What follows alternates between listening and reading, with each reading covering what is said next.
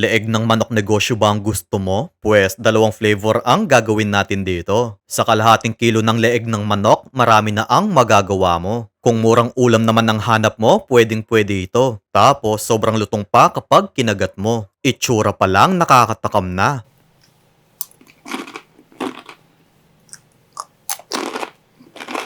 Guys, hahatiin ko sa tatlo yung leeg ng manok.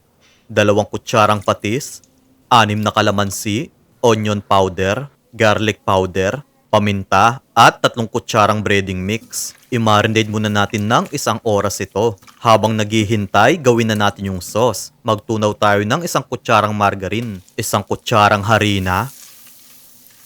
Magbuhos din tayo ng tubig. 40 grams quick melt cheese, 50 ml evap, at 1 kutsarang cheese powder. Haluin lang natin itong mabuti. Heto na yung cheese sauce natin.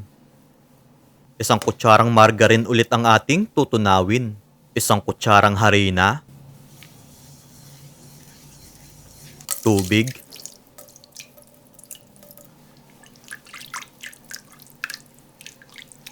Isang pirasong beef cubes. At paminta pampalasa. So, luto na yung ating gravy.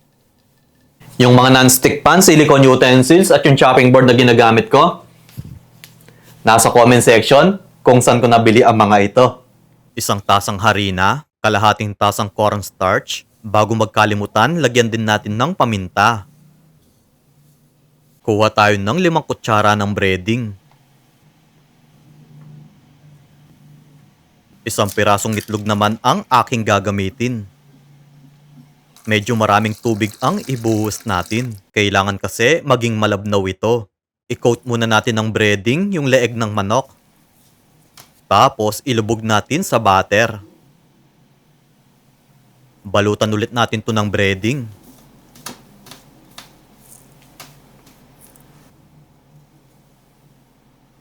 Next, magpainit tayo ng mantika. Pirituhin natin to into medium heat.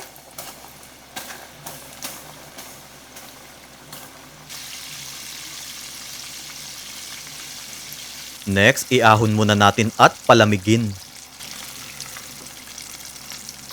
I-second fry na natin to. O, diba? Itsura pa lang nakakatakam na.